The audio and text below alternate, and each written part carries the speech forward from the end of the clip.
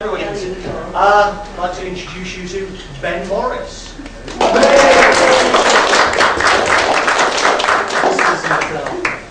So, first question, who is Ben Morris? Who am I? Well, I'm an illustrator for Doctor Who magazine and Doctor Who Adventures, which is a magazine for under 11, 10-year-olds, and that's been going for a couple of years. Doctor Who magazine, you might know, has been going for 31 years now, but I've only been working on it for 7 years. And that led on to work for the brilliant book of Doctor Who, which came out this summer, the Christmas market, and there'll be another one next year, which I'll be working on. And hopefully it will involve a lot more Doctor Who work, I don't know. I've got an illustration for Tom Baker, to do with Tom Baker next week, and yes, there should be more stuff for Doctor Who Adventures involving the Christmas special coming up in the next few weeks as well. So this seems like it's going well at the moment, yes. Good. Yeah, it's going okay. So how did you get started in this illustration practice? Well, I've been working as an illustrator for 17 years. But I've only been doing Doctor Who illustrations for the last 7. And before that, I never even considered doing anything Doctor Who related. I've been a Doctor Who fan since I was a little boy, since I was about 3. I remember my first memory of it was John Pertwee, which dates me, the Sea Devils, and I don't think it was the first time it was shown. That was 1972. I was only 3 then. It might have been, but I think it was a repeat of it that was shown just before Tom Baker arrived. I think it was just before that, and that was my first memory. And from that day onwards, I remember exactly where I was when I was watching that. And from that day onwards, I became a huge Doctor Who fan. When Tom Baker's first series aired, that's when I really got into it, and it never died really. Even when it was not so popular as we should say, during Colin Baker's time and Sylvester McCoy's, I was still a big fan. And but I had no ambition to become a Doctor Who illustrator. I did a degree in graphic design and then I moved up to Edinburgh, which is where I live now. I come from Nottingham, moved up to Edinburgh, and had no ambition to do Doctor Who illustrations. I worked in a design company, and then after a year I became a freelance illustrator. And I was a jobbing illustrator. I did, for many years, I did lots of greetings cards, I did hundreds of greetings cards. They did quite well. And then, as with any job like this, any freelance job like this, I'm sure Terry Roy would say the same thing with acting. You get periods when there's very little work, and then you get periods when there's loads of work, and it's kind of feast or famine. And during April 2004, it was famine time. It was very quiet, and I thought I'll contact Doctor Who magazine. I knew Russell T Davies was writing this column. I don't know if any of you know Doctor Who magazine. There's a column called Production Notes, which for many years Russell T Davies wrote from 2004 to the beginning of this year, and then Stephen Moffat took over when Russell left. And there've been 1 or 2 production notes in the magazine, and the illustrations weren't that good, I don't think. So I thought, I'll chance it. I'll write to the magazine and say to them, if the person who does your illustrations, if they're too busy doing something else, because I knew they actually designed the magazine as well. If they're too busy designing the magazine, maybe they'll let me do it for an issue or 2. And Clayton Hickman, who was at the time the editor of the magazine, he phoned me up the next day and said, well, the job's yours if you want it, and you can get started in about 6 weeks. And I've been doing it ever since, so that's like 7 years nearly. I've not got a contract, so every issue I'm thinking this could be my last one. But touch wood, so far, they haven't got rid of me, so I think they probably like what I do. So we're going to be giving you more work? Yeah, I think what they quite like is that I can work to a very tight deadline, and I'm quite used to that. They give me really, really tight deadlines. Russell wasn't so bad. Russell, because he doesn't have a family, he had fewer responsibilities. Really, Stephen has a family as well as doing his day job, and he just has no time at all. And he's notorious for missing his deadlines. So the very last thing on his mind really is doing the Doctor Who production notes. You know, he doesn't get paid for it. Neither of them got paid for it. So really, it's something he can just fit in when he's got a moment. And the magazine might be going to press on a Tuesday, and I might get the text on the worst one was Monday morning, so I had a day to do it, and that was pretty bad. But usually it's not as bad as that. Russell was much better. I mean, Russell would give me 5 days, and so that was comparatively relaxed. So yes, I think the thing that appeals to me is the fact that I could work quite quickly, and that's quite reliable. So that's why they continue to use me, I think. Well, as Dave worked so hard to get the webcam sorted, do you want to look at some of your actual artwork? The little diary you see here is actually for Doctor Who Adventures. When they started, which was 2007, they were going for a year before I became involved. And what I do for them is I do a lot of little character icons for them.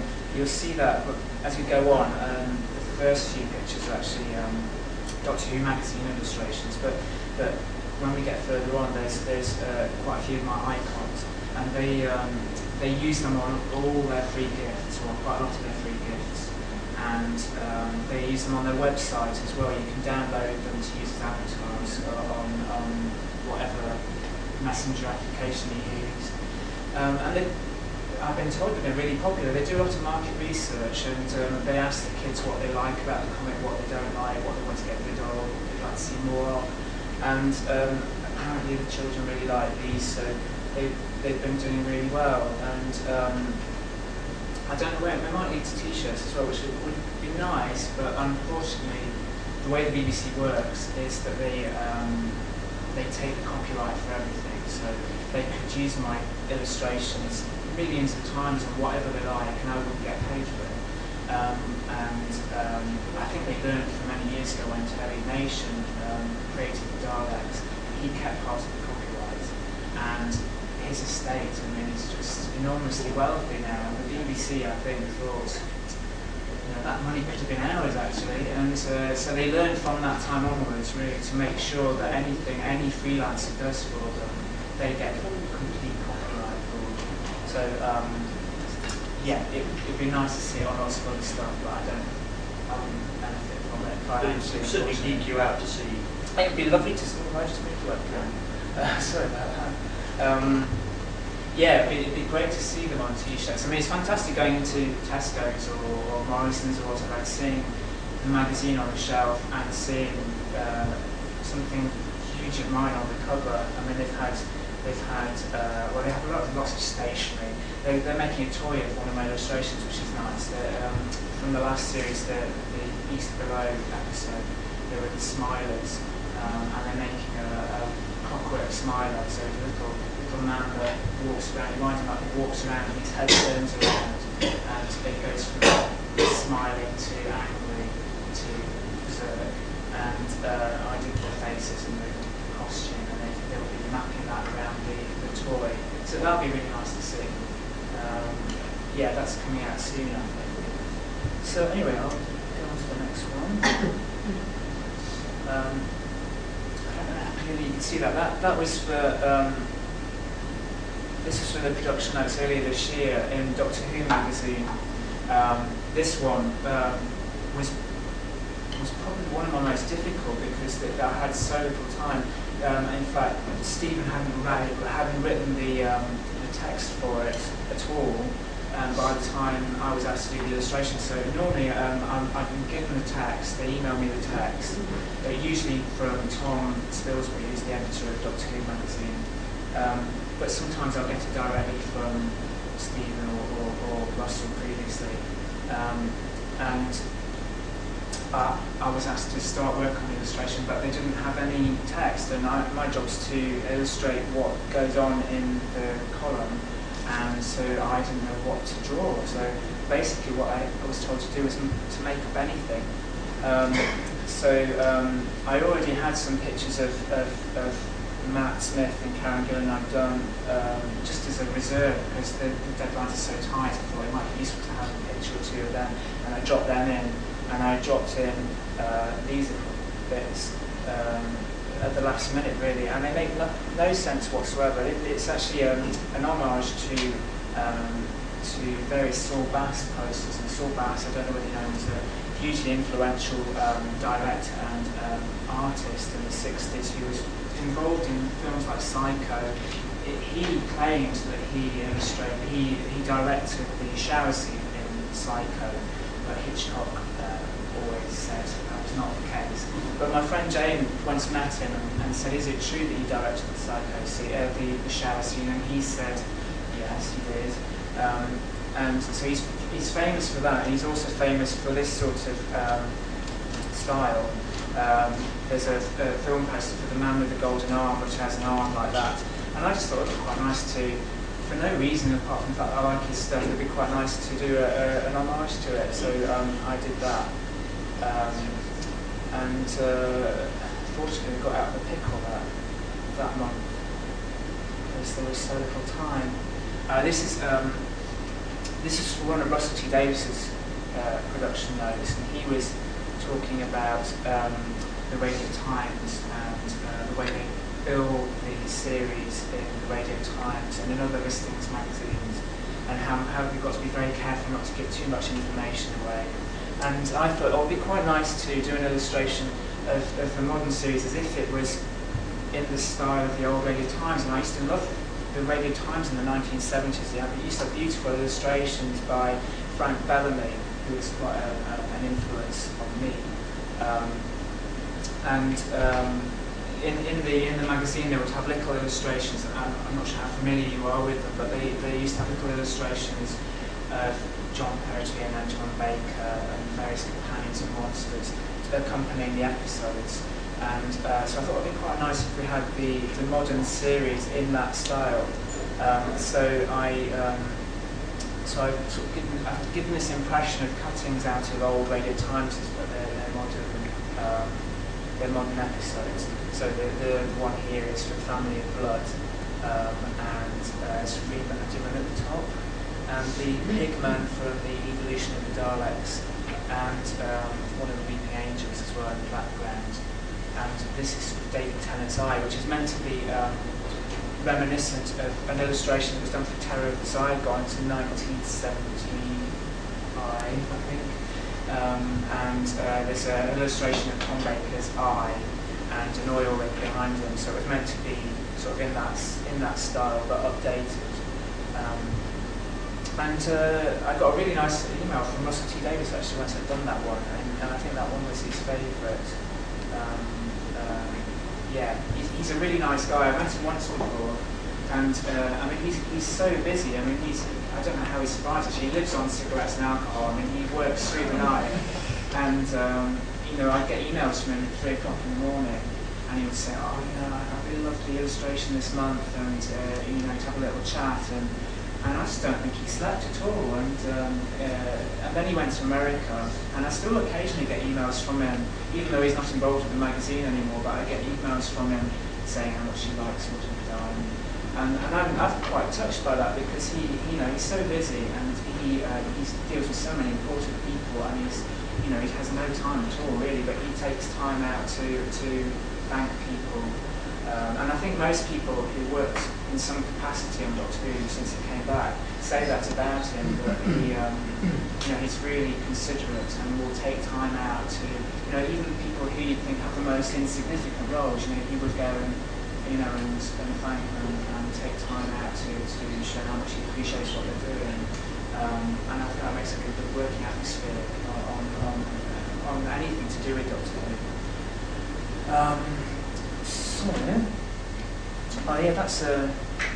These are some pencil drawings. I'm not sure how clearly you can see that, but this kind of shows you how I start working on an illustration like the previous one. I'll do little pencil sketches by hand, and then I'll scan them in, and I work in a program called Adobe Illustrator.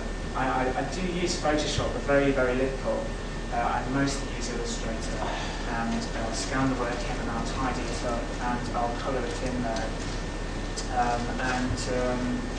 Yeah, I like to try and do as much by hand as possible, because I prefer the sort of feel of it. I don't think, even now, I don't think you can kind of copy that style on the computer. It's a sort of spontaneity you get when you do stuff by hand. This one, I don't know if you can see that.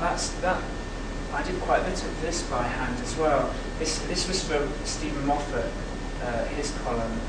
He was talking about how for the last series of Doctor Who, they went around schools. They did a sort of promotional tour around schools, and Matt Smith and him and Karen Gillan went around various schools. I think they went to one in Scotland. They went to Karen's old school in Inverness, and they went to Matt's old school.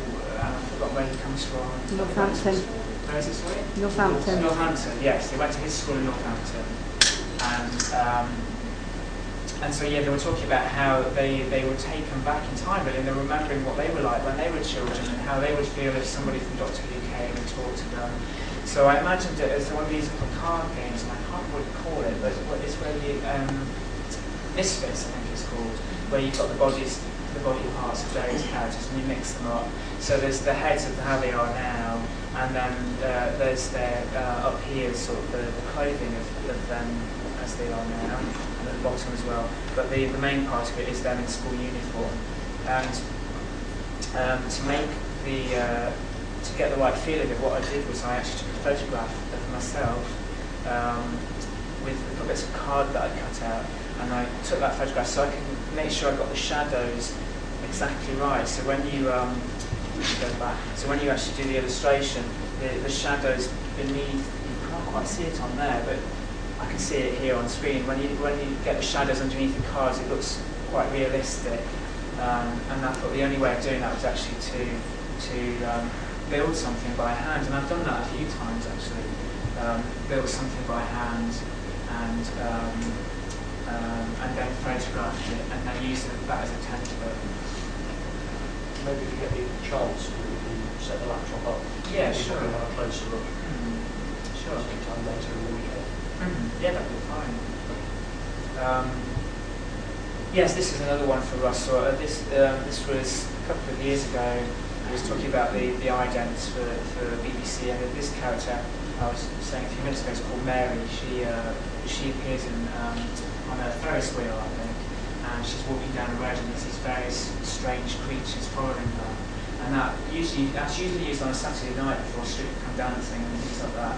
And then Russell was talking about that, and so I imagined him and Stephen walking down the street with Mary, with all these strange animals following them. There is Mary. That's actually a screen grab from the TV that I used as reference.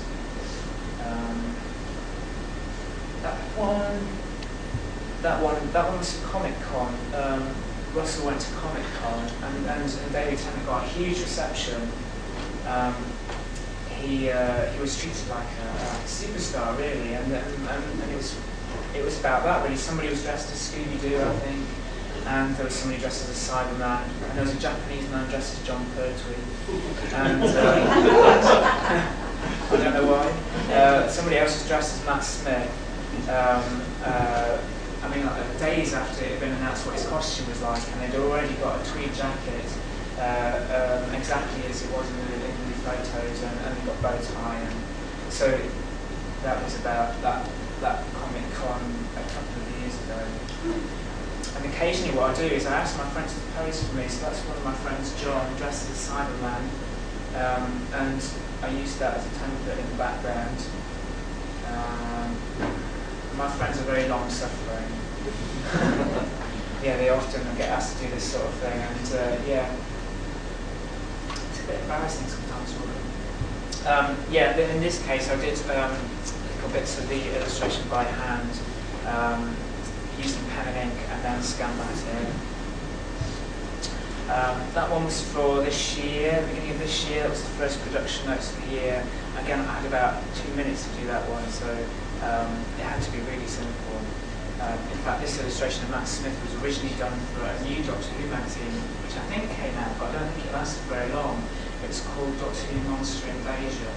They were doing a sort of a regional launch of it, and they didn't end up using this particular illustration, so I asked them if I could borrow it and use it at the last minute for production notes.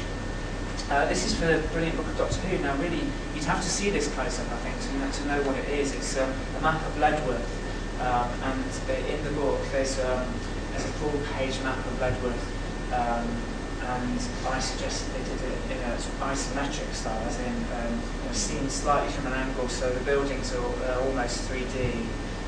So I had the job of making up what Ledworth and Upper Ledworth were like.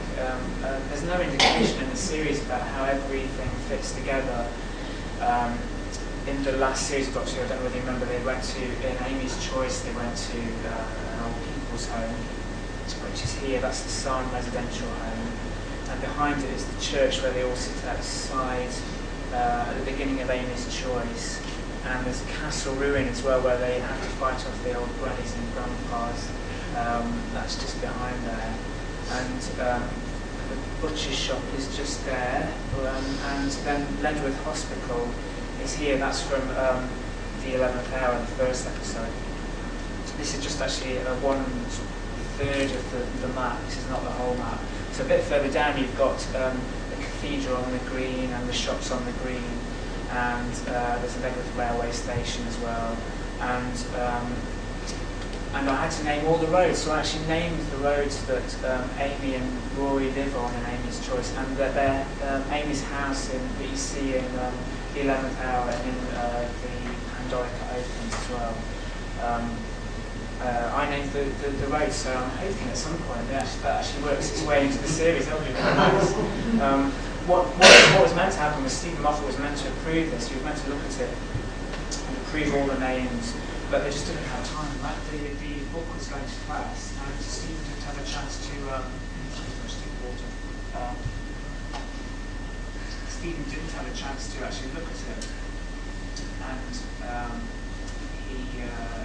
so they had to just go ahead with it. So he hasn't disapproved so far. So I'm hoping that means that everything's okay. And they might be used in the series. Now you really can't see that, so I won't linger on this one. But this is actually a really rough map that I did for that by hand. I had to work out how everything fitted together. I had to watch the episodes again and again and again to make sure that everything made sense. Because the hospital is actually a fire engine's drive away from the green in 11th hour.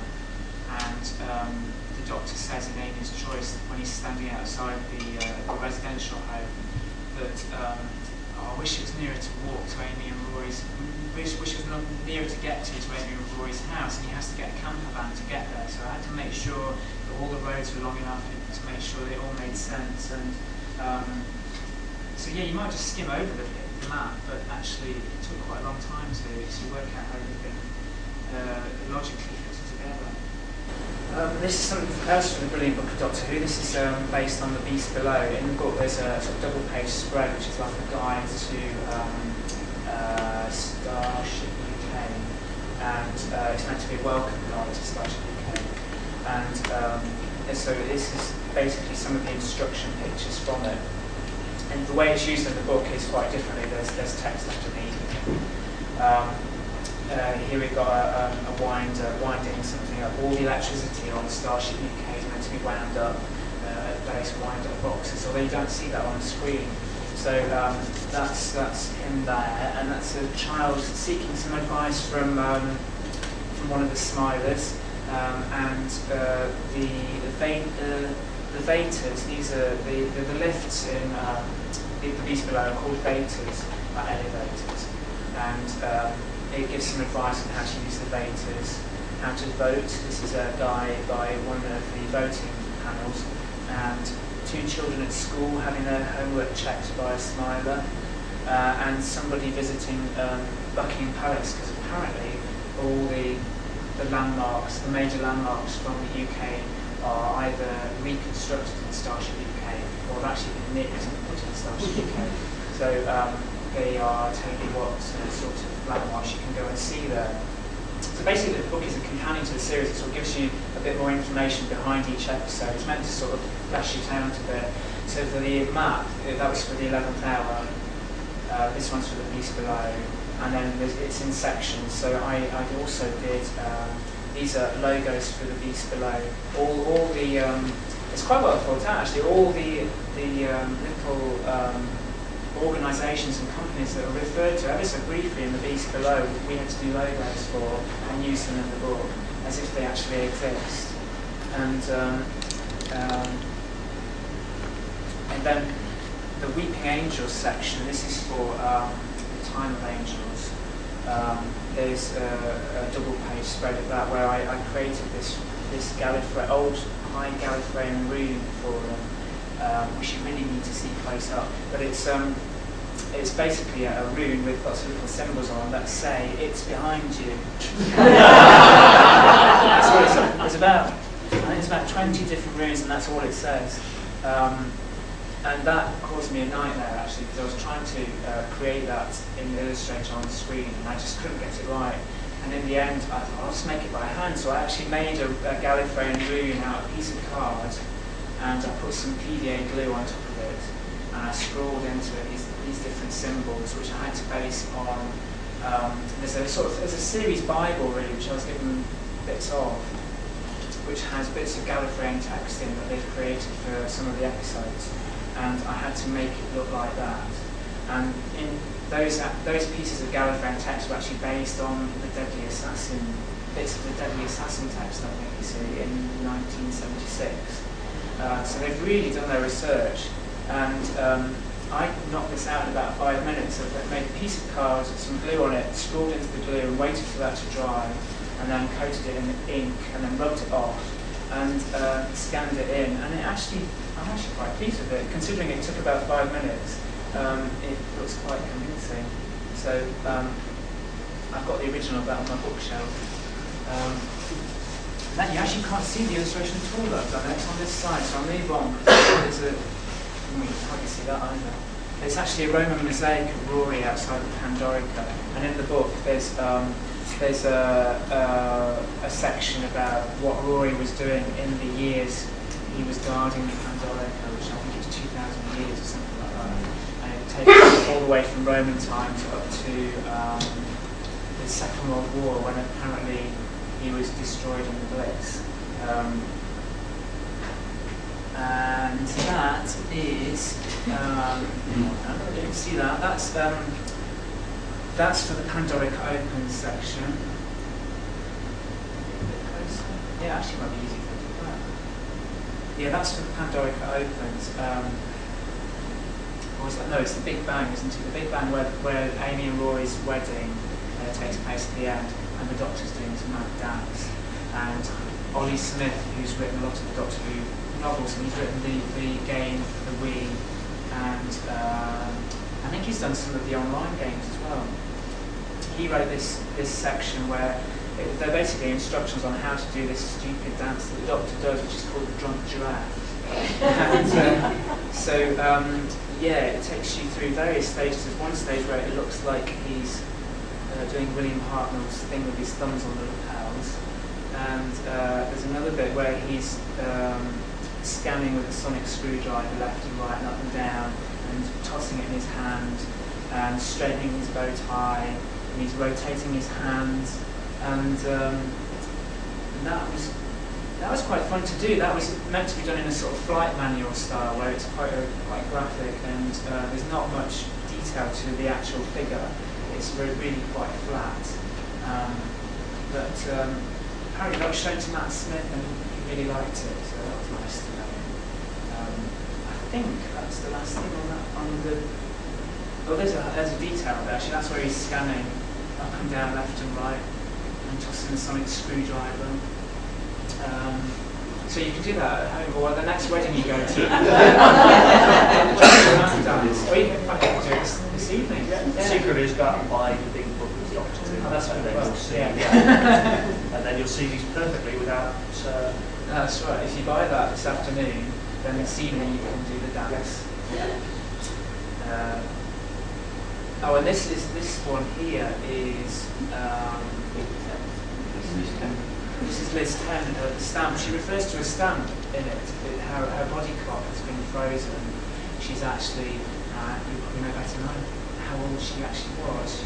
She says she's 50, I think, and she's actually 150 or something like that. And she'd had her body clock stopped so that she looked like the stamps. They'd already got the stamps made, and they didn't want her to grow older. So the brilliant. I know, it would be great, wouldn't it? Paul, who designed the brilliant book, Paul Lang, who designed the brilliant book of Doctor Who, asked me to do a stamp of Liz 10, and this actually wasn't used in the end because they couldn't find the space for it. I mean, there's so many things in the book.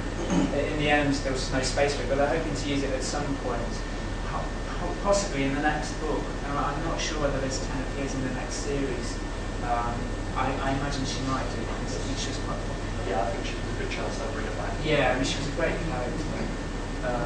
So hopefully it'll be used in the next one. Sorry, I'm rabbiting on. No, it's what they came to see. Okay. Now, this one is quite intricate, so it's kind of hard to see, but that is actually the library from Silence in the Library. This is for Doctor Who Adventures. It's actually a maze, so the point of it is you go from where the TARDIS is, and the TARDIS is here, and it's too small to see from where you're sitting, but the Doctor is just here. And what the aim of the game is to get to. He's got to find Donna, and I'm trying to find Donna myself now. I can't even see where she is. Donna's somewhere. River's song is down here. I can see her there. So it's a combination of Maze and Where's Wall. It is a bit, and it's actually foxing me now. It's quite some time since I did that. But Donna is somewhere in there, and the intention is to pick her up. Actually, no, maybe Donna is one of the. I forgot what they're called now. These are the white things that were in the maze, in the library. Sorry? Is that what they were called? Well, I don't know if that's what they call it, but that's what they were. Yeah, that's what they were. Anyway, he's got to find one of those, and he's got to find River Song, and then he's got to make his way to the core of the library, which is basically here. And so, yes, you've got to find your way around, and I think the maze sort of goes from here into this room, into the middle, and then you've got to go back round, find River Song, and then go back into the middle. So it was quite complicated. I had about 2 weeks to do that, and that was in Doctor Who Adventures whenever Silence in the Library was shown, 2008, I think, and I did another one after that, so move on. Well, this one kind of shows you a bit more clearly how I did the illustration. I actually made a template for it in a 3D program. It's a really, it's quite an easy 3D program. Anybody can download it. It's free. It's from Google. It's called SketchUp. You might have even come across it. And you can build objects in there. And I find that quite useful if I want to try and get the perspective absolutely right on something. And I can't quite get it right by hand.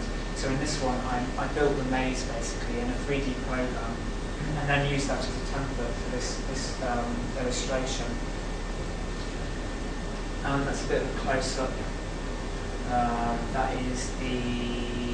There's a room with a teleport in it. A shop, I think it's the shop. It says the shop at the back anyway. There's a shop in the maze with a teleport, and this is one of the. You can't see its face, but this is one of the explorers that's been got by the Bashna Narada, and they're a skeleton. You've got to try and avoid those. Yeah, this is the second one I did that was like that, which is the Dalek Crucible maze, and you've basically got to start again from the Doctor this time. He's got to find his way to the TARDIS, and Donna's next to the TARDIS with the other Doctor. And they've got to collect Sarah Jane, Rose's mum, and Captain Jack and Nikki, who are sort of here at the top, underneath one of that very big thing that zapped Gita from EastEnders. Well, they've got to find Rose and Martha as well, who are here. They've got to get into this maze here to shoot Dalek Khan. Donna's got to get to Davros to shoot Davros, and then eventually they've got to get back to the TARDIS. So, yeah, that was a bit complicated to do actually. And again, I had about 2 weeks. So the first week is sort of working out, but not doing much drawing at all. It's actually working out how to do it.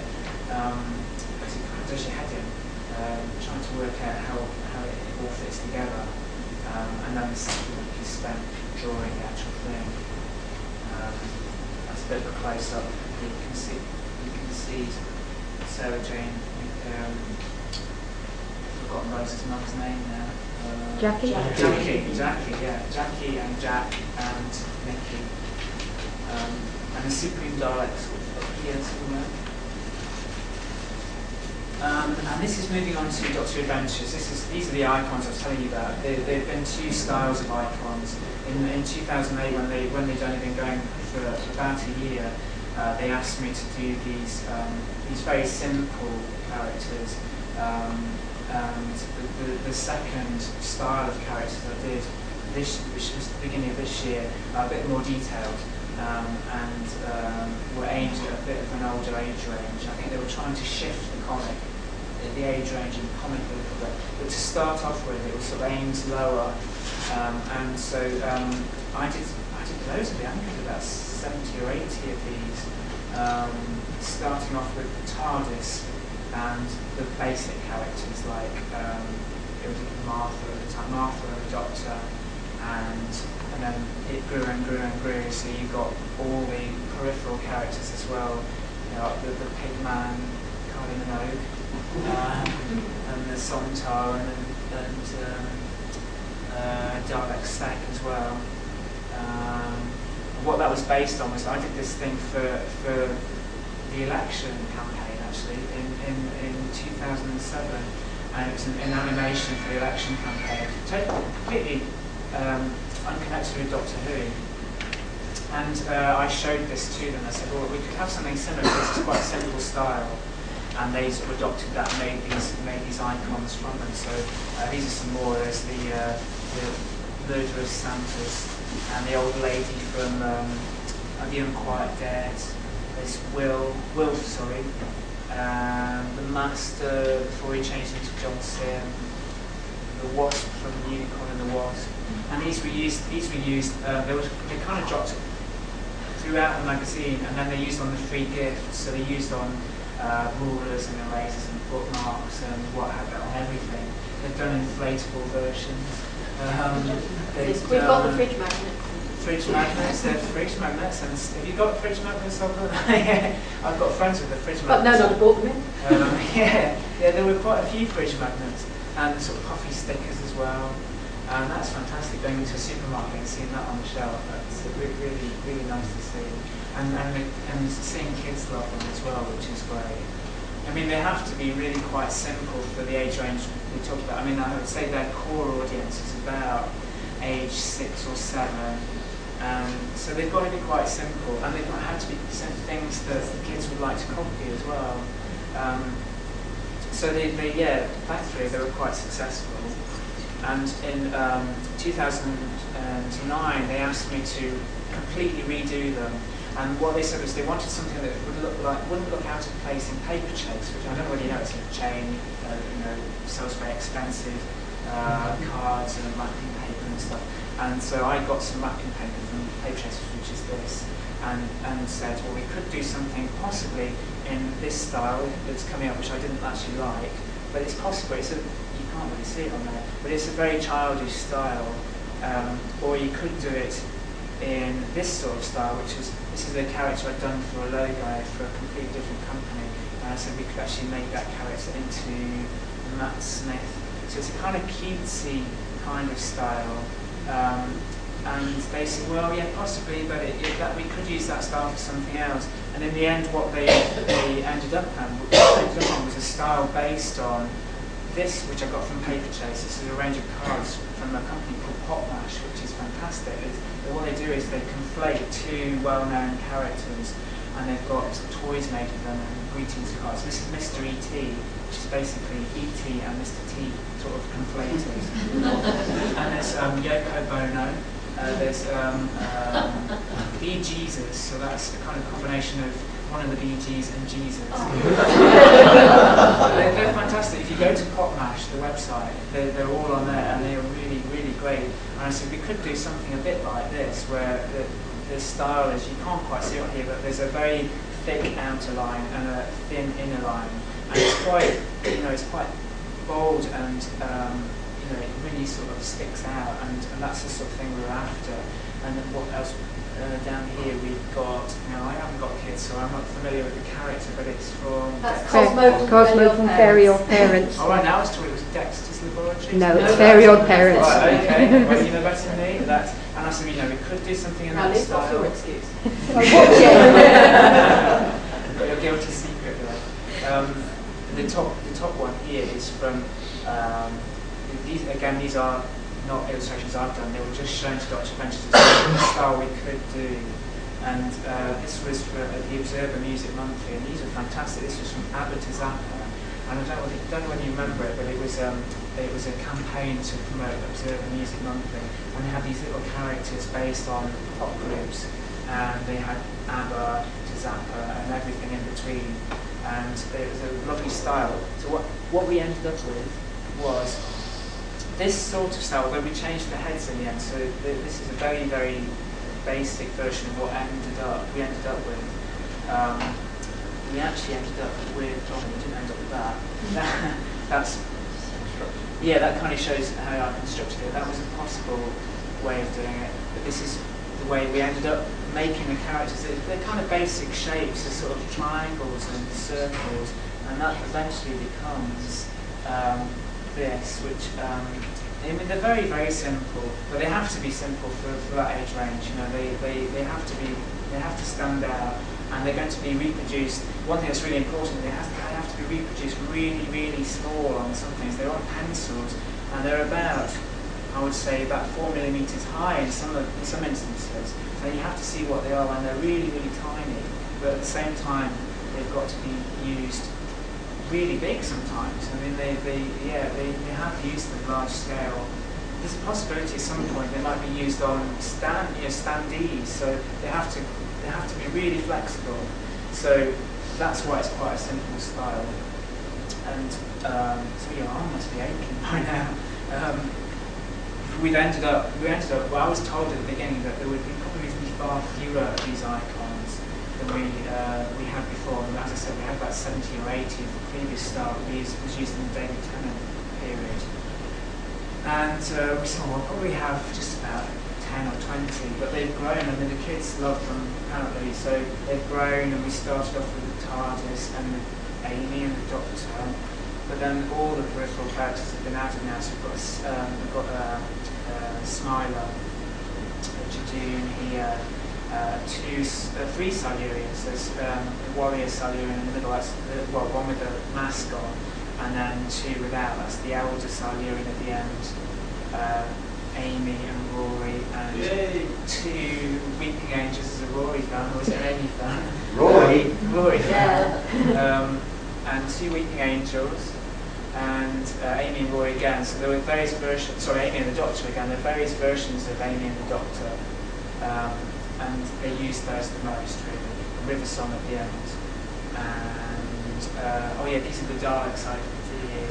So, again, they had to be used really tiny, and again, really large. So, sometimes it actually can be more difficult doing a very simple illustration, because you have to know what to leave out rather than to keep in. And so you have to really, it's a constant process of letting go, really. You have to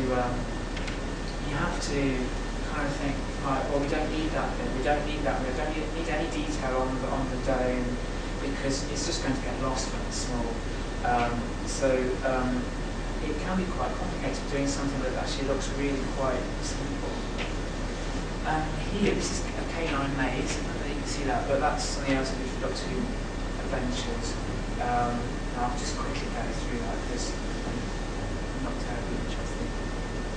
what they said was that they showed me this, which was an elephant they found on Google, and said, "Oh, we want something like this, but in the shape of Doctor Who characters." And it actually looks really quite complicated to do, but it's not. I mean, it's actually quite easy. What you do is, well, I had already in my computer, I had a 3D version of K9 and drawn, so I used that as a template.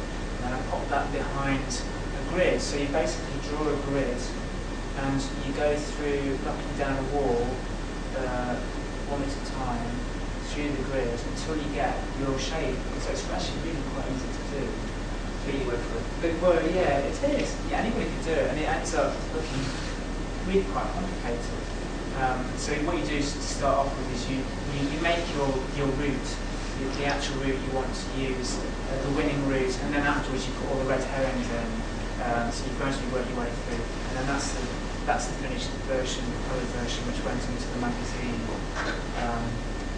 And I've done a few versions of that. I've done Dalek, which was used in the Daily Mirror. The Daily Mirror did a huge poster of the Dalek made, and then there was another one a few months ago for the Weeping Angels. And I'd really quite like to do one of the TARDIS, that would be a good one to do. Well, actually, as I say, they're quite simple to do, they don't take them that much time. And it's a bit different from doing the icons. This was the Dalek survival guide that Doctor Adventures did, which was how to survive an attack by a Dalek. So it's basically a little boy, which is my godson actually, who lives in Plymouth. That's who I'm staying with this weekend. He loves Doctor Who. He's 8 now. He absolutely adores Doctor Who. And I said to him, "Well, do you mind just posing for me for these illustrations?" And so he gives them great kudos at school. And he takes the magazine for show and tell, and he knows there are in Doctor Adventures this week. And he appears quite a few times in it actually, and he actually appears in the brilliant book of Doctor Who as well. So he thinks he's really famous. So here he is behind the door, which is a Cyberman poster on it, and Dalek is going to attack here. Here he's trying to persuade the Dalek to go down the stairs. He's wearing the mask he's wearing was actually a Dalek Supreme mask that was free in that issue. So it was kind of advising the kids to put the mask on and pretend they were leading a Dalek to their death. And then here at the bottom is there are those clamp things, and I forgot what they were called, but they were in the in Doomsday, and the Doctor and Rose used them to hang onto the wall. Rose lets go and gets sucked into the other dimension. And so what it's saying here is put 2 on a die and turn it upside down, spin it around until it sort of loses its sense of orientation. And then there were 2 more. There was sitting on top of the Dalek doing yoga, basically. And the Dalek will get disorientated because he can't see you. You know, it's eye stalk, and then he got so far, and then actually can't see where you are. And then this one, he's standing on top of the toilet. And I can't remember now, there's text to go along with this, and I can't remember how he persuaded the Dalek to stick its plunger down the loo. But it got stuck, obviously. That's another way of defeating a Dalek. Maybe the Dalek who likes the supplier. It's good money. You've got to pay for the conquering the universe somehow. That's true, yeah. Yeah, then that was quite successful. So a few months later, they asked me to do a monster survival guide, not just the Daleks, but lots of other different monsters from the series, the new series. So there's the Adipose, how to defeat an Adipose. It's to persuade them to take up Keith Fit. And so they're doing the weightlifting, and they've got sweatbands on like Olivia Newton-John used to wear. And so they get so thin that they lose all their fat and they sort of shrivel down to nothing. There's a sort of gym instructor in the background and some kids watching. And then at the bottom, that's my godson as well, posing for this, the Absorbaloff, how to defeat the Absorbaloff. I think it's to get them to swallow some electrical thing that the Doctor has, some gadget, and which electrocutes him when he eats it, absorbs it. And so you invite the Absorbaloff round to tea, and you give him sort of tea cakes and what have you, and then you get him persuade him to eat this thing, and that kills him. And then this one is the pyrovile.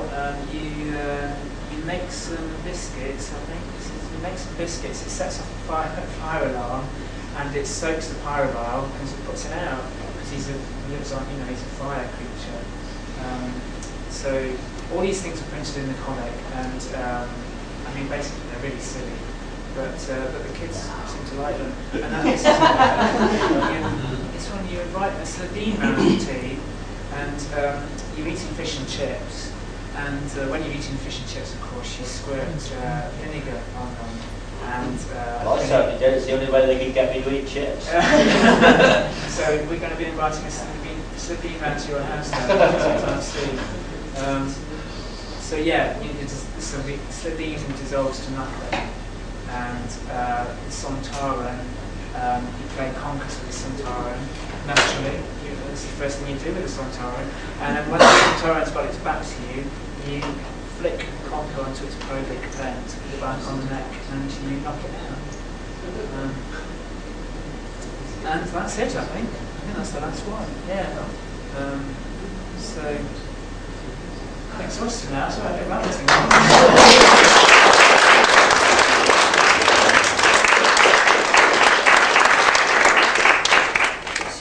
Next for Ben Morris? What's next? Well, next week I've got to do an illustration with Tom Baker, because they've done a series of a series of interviews with Tom Baker in Doctor Who magazine.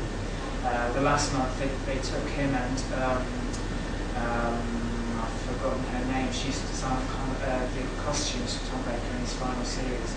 And she was his favourite costume designer. They took the two of them to Soho and basically Tom Baker in Soho, he's in his element, so they interviewed him there, and there's a follow-up to that. It's coming month, not the issue that's out this next week, but the one after that.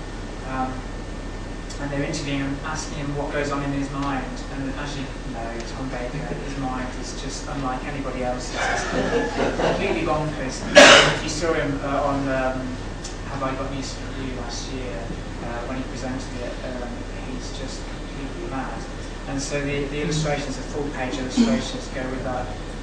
It's a sort of side-on view of, it's meant to be like an analytical illustration of Tom Baker's head, with what goes on inside his head, and at the bottom it says Figure 1, the Doctor's brain, or something like that.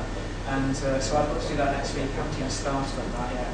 I've got a week to do that. So that's what I'm doing in the immediate future. And then it won't be long actually before I start on the brilliant book of Doctor Who for next year. I mean, last year we started thinking about it in October. It came out in September, so it's quite a long lead-up period. And they will shortly send me photographs of the next series and things that go on there. And they're really, you have to sign a non-disclosure agreement, so I have to make sure that to anybody. It kind of can be hard sometimes. You send a lot of photographs. You're a fan. Well, that's it, and it was really difficult to begin with. When I first got the job, and I was sent pictures of all these things that weren't going to be seen on the screen for some time. And I was told that I wasn't to show anybody under any circumstances. And to begin with, I did break the rule. Occasionally, I did show friends, but I didn't trust them. I didn't go any further. I did actually make a big gaffe once when the production notes was being written by Russell T. Davies, and he revealed what the title of the first Christmas special was like. And to begin with, that column was kind of poured on to the extent it isn't now. To begin with, that was one of the only ways of getting news of what was going to happen in the new series. And now it's back, and people sort of take it for granted a bit. And you see Doctor Who Confidential, and you know what goes on behind the scenes. Then people aren't as interested in that column version. But at the time, people wanted to know what the Christmas special was going to be for. There was any little bit of information. And I went and told a friend of mine what it was called. I got the text. And he went along to the Edinburgh Doctor Who group and told somebody else.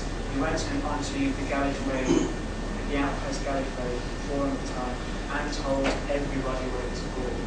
And so I learned from that experience not to do it again. That was my big so I'm going off this tangent. So I'm going to tell anybody you crossed. I won't. I mean, I could show you pictures. I've got pictures in here actually of the Christmas special, but I won't show you those. There's. You shouldn't have said that. Laptop is now going to be still. They're not terribly revealing actually. They send me, you know, the sort of photographs that they have for, that they use again and again and again on books and stuff like that. The photo shoots of Amy and the Doctor and Rory. I know that Rory wears his, this is a little bit of a reveal, Rory wears his Roman costume again, and I don't know why, but he does.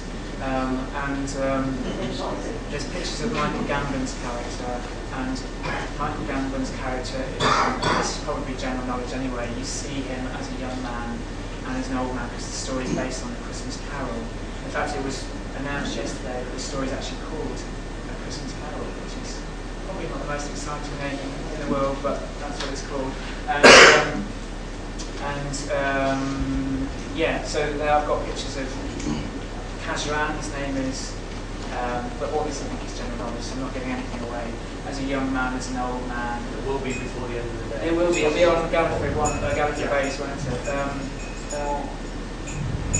There's a thing that I've been asked to draw that I'd quite like to know what it is. It's an animal that you wouldn't expect to fly, but is actually flying in the Christmas special.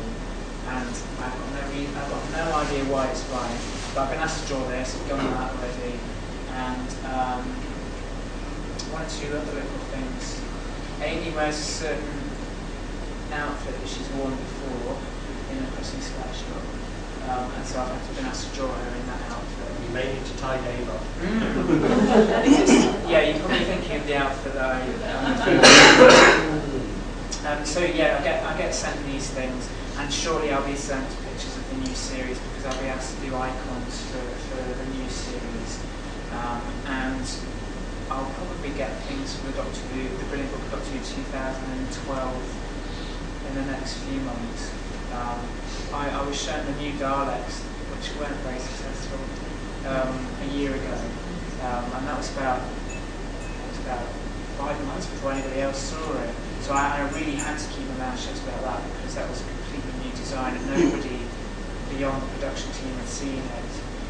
So I had to be really careful about not showing anybody that, and I did stick to the rules, and I didn't show anybody. And so surely I'll be showing things that will be in the next series, and I've got no idea at this point what's in the next series. I mean, I'm presuming that some old monsters kicking about, but I have no idea what they are. So yeah, Doctor Who related, that's what's coming up really. Anything non-Doctor Who? Yeah, there's always. We are interested in more than just Doctor Who. There is quite a lot of non-Doctor Who stuff. I mean, a lot of my bread and butter stuff is quite dull, to be honest. It's stuff for the NHS, and I've got something to do for an advertising company to a Scottish careers company. I mean, it sounds quite dull, and it is quite dull, but it pays much better. So I have to do that sort of stuff in order to do this sort of stuff. And the BBC notoriously pay peanuts for always any work for anything. The BBC notoriously pay peanuts, so you can't really live off what they earn. I mean, it's fantastic. I know this is going on DVD, so I've got to say the BBC are fantastic. they are brilliant, and they keep me at work, and they come back again and again and giving me more work. And I love doing this stuff for Doctor Adventures, particularly because kids love it, and it's so nice doing some stuff that when they grow up, when they're as old as I am, they'll look back on hopefully they'll look back on these things and remember them in the way that I remembered TV Comic when I was growing up, which had Doctor Who in it, and the Radio Times illustrations. And I remember those, and it inspired me to take up drawing, and hopefully it'll inspire them to take up drawing as well. That would be lovely, and that is great. That is fantastic to do that. It's my best job really. It's a dream job. Really worry that when you're an old man, you go to a Doctor Who convention, and they'll be doing the. Do you remember when we used to have these? And they'll be the little icons. Yeah, they might. Yes, I know. Yeah, I know. And they'll be 40-year-olds. Yeah. I know. Well, it'd be really nice. It would be really nice. Yeah, that would be lovely actually. Right, we've got 5 more minutes. If I can guess it for that long. Do you have any questions? I told you there'd be questions. Yeah. Yeah, Kerry's first. How, I mean, when you do your work, do you take it as a commission for so many pieces, or do you only commission for each individual piece? It varies. With the icons, the Oxford Ventures, they often say we'd like you to do 10, and they'll do those 10. And what they like is to have an icon available on the website for kids to download 1 a week. And so they like to plan ahead of it. And then when they run out of those, they'll ask them to do 10 more. And so it gradually builds up and up and up. Yeah, I don't normally get tended to ask to do a huge amount of thing all at once. It's sort of drips and drabs, spaced out. Yeah. But that's quite nice because it gives me a chance to do all the stuff in between. A bit of variety. So do you find that you can plan yourself, or do you find yourself overrun? Or? No, I'm actually kind of OCD level organised. So I am really, really organised. So I like to try and get everything fitted in and make sure I've got enough time to do everything. I'm not too hurried.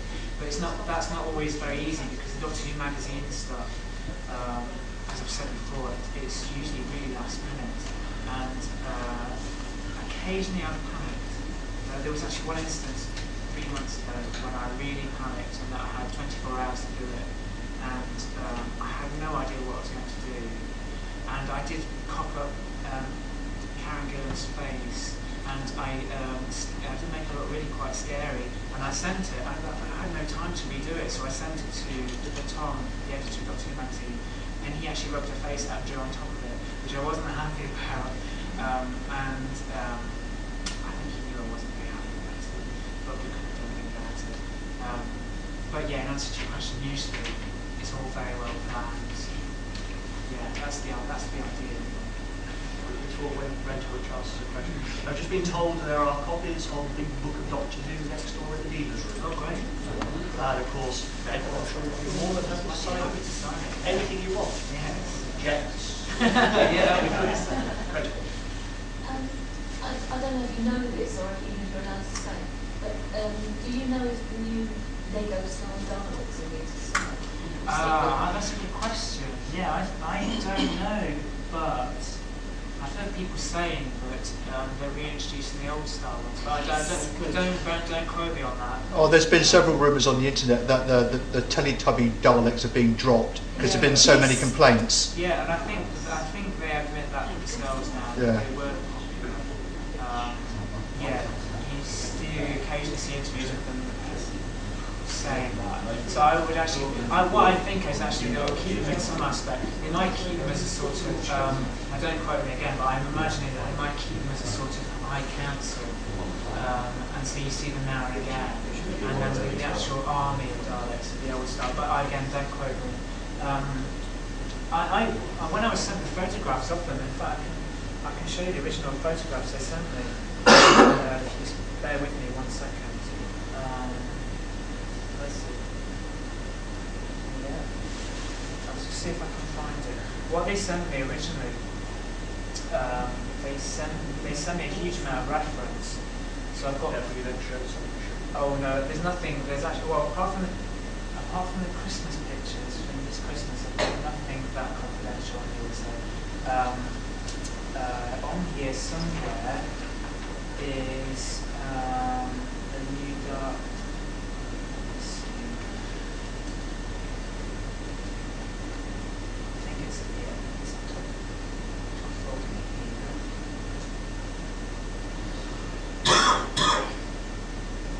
Yeah, here we are. Yeah, what they sent me. Just go back. What they tend to send me is these publicity photographs. So here I've got a weeping angel here. You see, it says all over it, confidential, not for distribution. But it's fine now. I can distribute it now because you know what they look like. Because they slightly redesigned them, so I didn't want anybody to see how they're slightly redesigned. That's an old Sunderland. where the Daleks are. What they sent me originally, this was October 2009, they sent me these publicity photographs of the Daleks, and in their various colours. So there's the orange one, the yellow one, the red one, from various angles. So I knew pretty much how they were constructed. And this one here I used basically for the icon, basic shape. There's the white one again. So yeah, they sent me stuff like that, and that again, that was months before anybody saw it. So I had to be really careful nobody saw it. And my initial reaction when I saw them was, oh, they look fantastic. They remind me of the sort of 60s Daleks, the simplicity of them. Yeah, the movie ones with a really thick base bottom, but also a bit of the original ones in the William Hartnell story, the second William Hartnell story. The simplicity of the sort of the midriff of it. There were no slats, and I really quite liked that. But when you see them on screen, it doesn't quite come across. They look a bit too plasticky, I think. Yeah, they do. They look like a toy. I mean, that's another thing. That's quite interesting. I actually asked, it's a little bit of an inside thing. I actually asked Phil Collinson whether they put things into the series for the sole purpose of making toys from them. Because when you do see the odd thing, you think they've only redone Sonic Screwdriver so they can sell more Sonic Screwdriver toys. So I actually asked him about that, and he said, "Oh yeah, well we do." And he said it's only fair because BBC Worldwide, I think it's BBC Enterprise. It used to be called Enterprise. It's Worldwide now. They're the sort of commercial arm of the BBC, and they want to get their money's worth from Doctor Who, and the money that they earn from selling stuff is actually put back into Doctor Who. So it is a sort of symbiotic relationship, and so they do put in things. I'm sure one of the main reasons they redesigned the Daleks was so that they could have new toys to sell to the kids at Christmas. You could see that as quite cynical, but also it's maintaining the programme's longevity as well, because it's company. So, you can be a bit cynical about it, but at the same time, you can understand why you do it. And so possibly there'll be new Daleks next year, because they can sell remote control versions of in 2011. In the pound shop. Sorry? In the pound shop, like these new ones. Oh, these in the pound shop? Well, there will be. Nobody likes them. Yeah, Land barriers, convention city. Oh, okay, there's always one. Yeah, they haven't been successful. Okay, I think that's it. We've run out of time, I'm afraid, Ben. That's okay, I'm sorry I rambled. No. Did you see anybody leave? No, I didn't. Right, thank you very much, Ben.